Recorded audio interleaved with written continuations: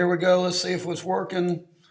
Presidents. And somewhere. All right, so there it is. Let's get rid of all this crap so I don't get confused. Boom, boom, boom, boom, boom, boom, boom, boom, boom, boom, boom, boom. Almost. Ah! All right. Let's see. There it is. Look at that. Look at that. Look at that. Look at that. Not that one. So down there, we're down to two. Okay, let's go.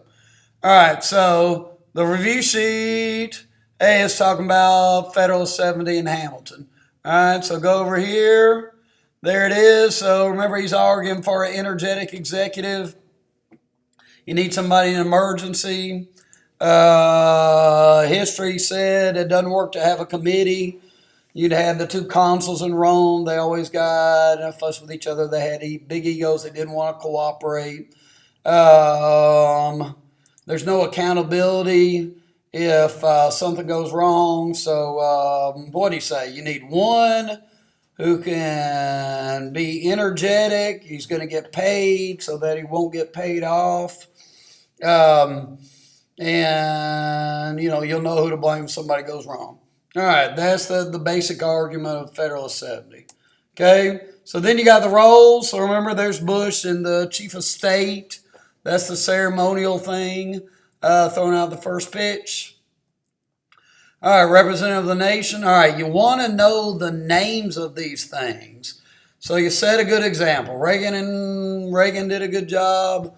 Lincoln's the best. He suffers through all that. I mean, I need to set up it may be tomorrow I set up like a series of slides where we got Lincoln doing everything. Because good gracious, been teaching the Civil War again and I got Lincoln on the brain. Clinton's not a good representative of the nation. Trump's not a good representative of the nation. He doesn't conduct himself well.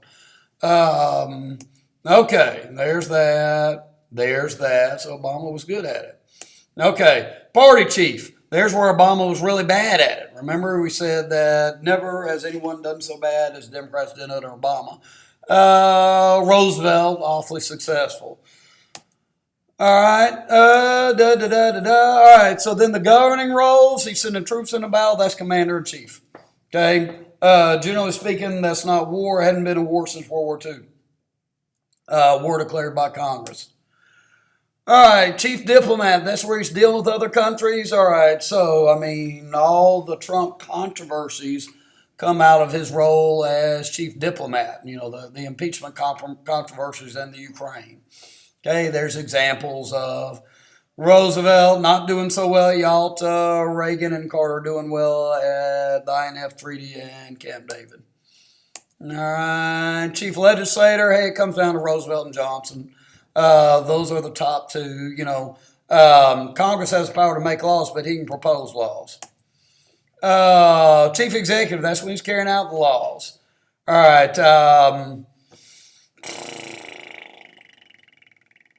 Bush and Katrina, that didn't, there was FEMA that was in place to deal with an emergency. Eisenhower was carrying out the Brown versus Board education decision at Little Rock. Guantanamo here. It's Obama and DACA.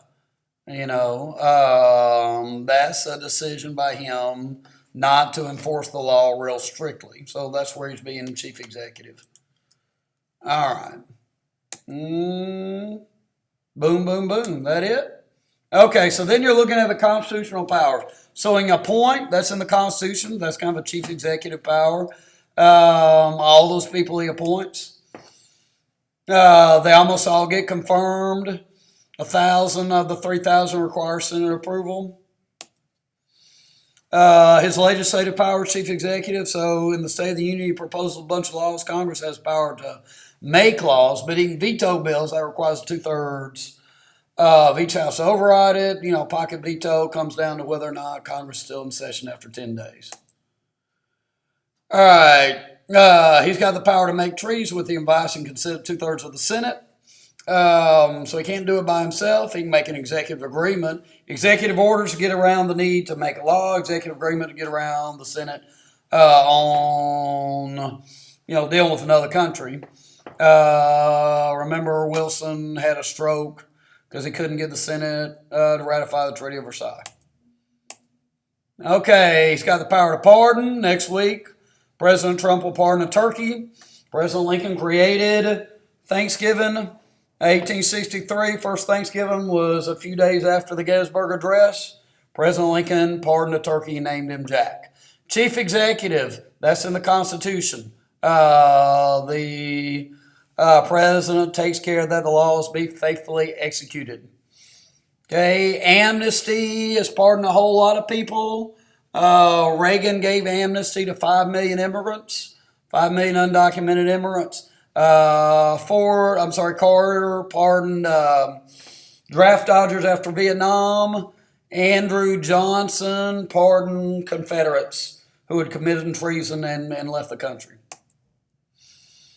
Okay, the veto, like we said, takes 2/3 of both houses override a veto. Very few of them are overridden. There's such thing as a line item veto that Reagan wanted. Clinton got it, but it got declared unconstitutional. All right, let's check up here and see what kind of shape we're in. So there's the pardon, take care, line item veto. Okay, so then look at that. You're going to impeachment. All right. Little did we know that when we dealt with impeachment, we would be dealing with congressman on TV, breaking wind. So we now have that story, and the media has covered it. Let's take a look at Commander-in-Chief stuff. War Powers Act. Oh, crap.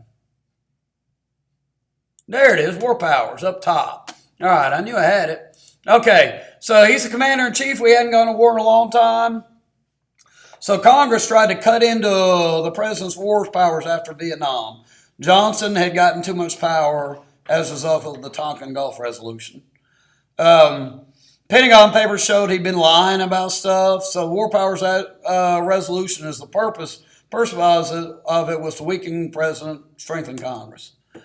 So it says several things. He's got 2 days when he sends somebody somewhere, 2 days to inform Congress. Trump didn't tell Nancy Pelosi that he's going out al-Baghdadi. He didn't trust her. But he told her within 48 hours. All right, didn't tell her beforehand. Doesn't have to tell her beforehand.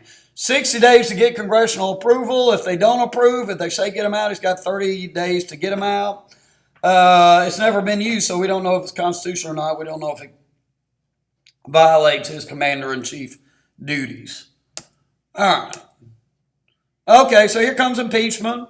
We know pretty well treason, bribery, high crimes, and misdemeanors.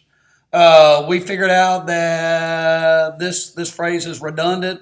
Back in the 1700s, a crime and a misdemeanor was the same thing, so it's like saying rules and regulations.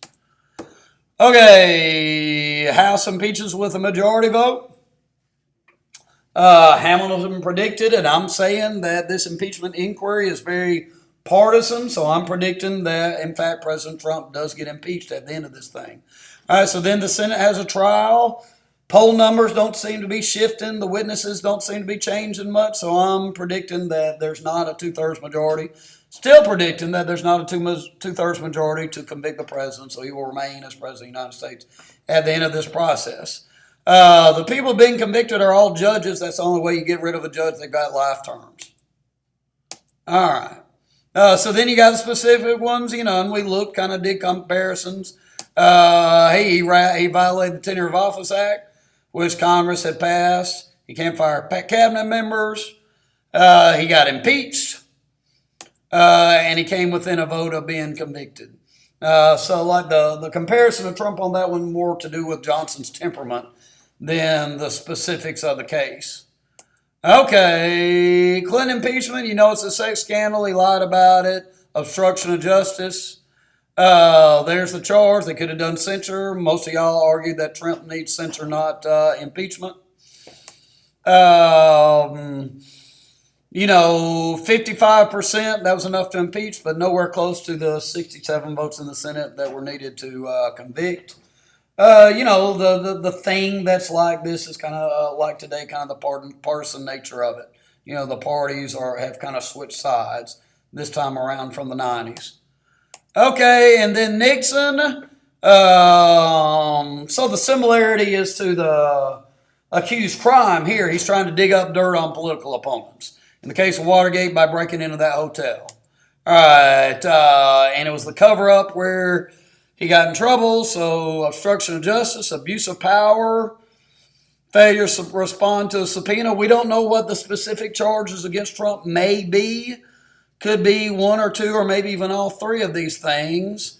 Not for tapes, but if he gets subpoenaed to testify, he said he'd testify yesterday, or that he might testify.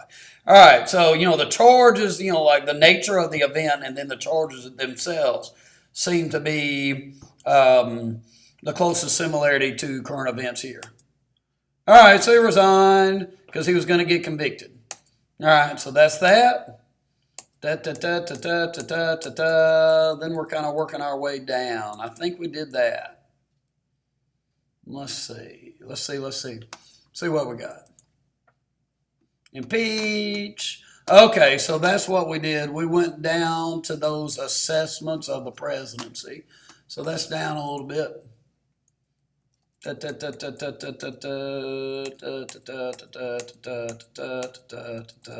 Ooh, I wrote on the board for some of these things, didn't I? Now, we did do that, so I'll put it right there. All right. Boom, boom, boom. Boom, boom, boom, boom, boom, boom, boom. Come on, baby. Where is that dang stuff? Cabinet stuff. No.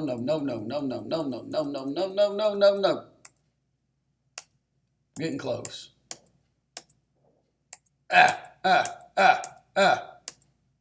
Oh my gosh.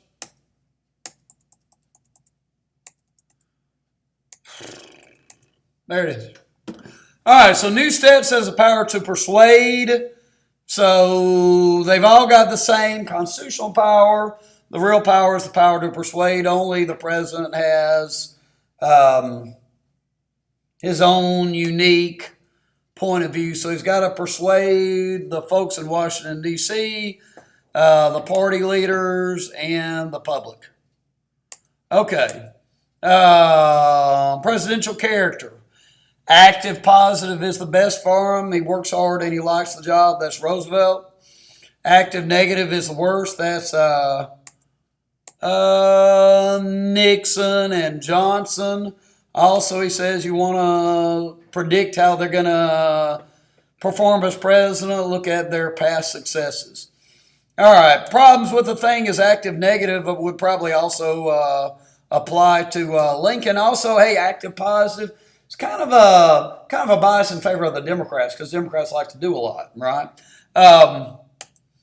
So then you've got the popularity deal. So they've got the honeymoon ever since Roosevelt's time, and then they gradually get less popular usually, but you got these rally around the flag effects when there's an emergency.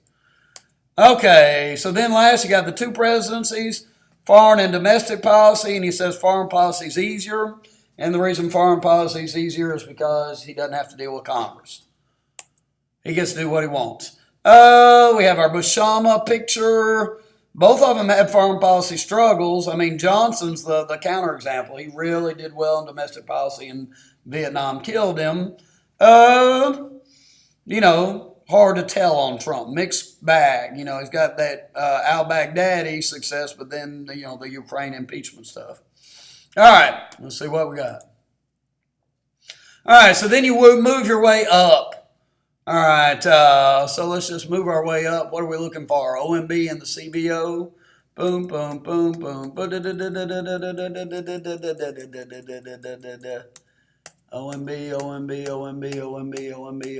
There it is.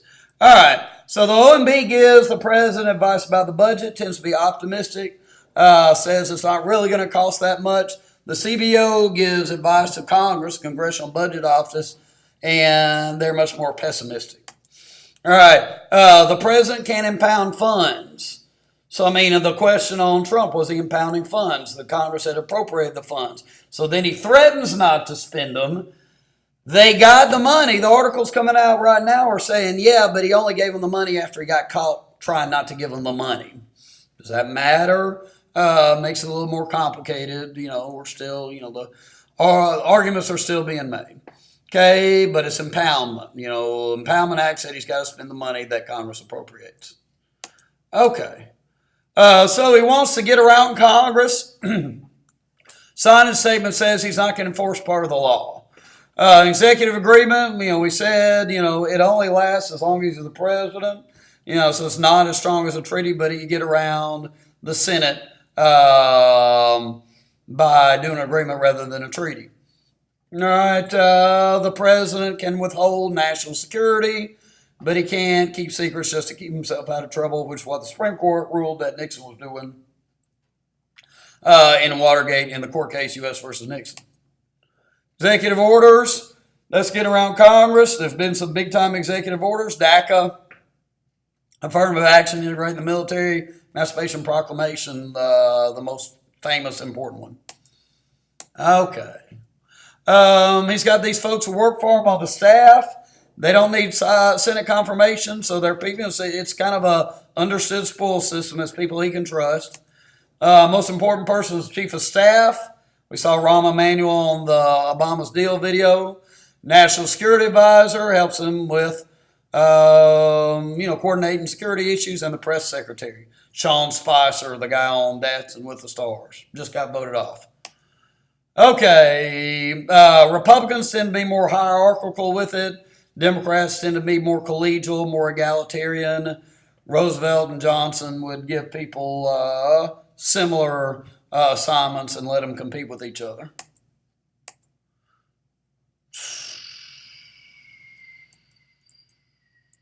All right, the executive office is not as close to the president as the staff is, and they require Senate confirmation.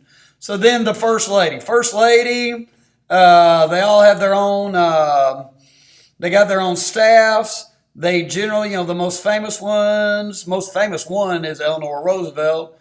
Miss Wilson was the substitute president for a little while. Early on, Dolly Madison and Abigail Adams were pretty close advisors to the president. All right, First Ladies usually pick an issue of their own. Most recently, we're aware of Michelle Obama and, good food, healthy food, and school lunch and fitness. Okay, so then the vice president's supposed to balance the ticket. So if Biden was a nominee, he'd certainly pick somebody younger, maybe somebody who's not white, maybe a lady. The constitutional duties: replace the president, break a tie if there's a tie, vote to break a tie. All right, other than that, it's kind of up to the president how much power he's going to have. Cheney's the president with the most power, vice president with the most power. Vice president can do a coup against the president, but the problem is it's harder than impeachment. You got to have a majority of the cabinet and then 2/3 of both houses of Congress, not just the Senate. So it's actually harder than impeachment is. Also says, hey, you remember Johnson didn't pick a vice president, so it says you got to pick a vice president. All right, let's go. What do we got? Boom. All right, is that it? Let's look. Yep.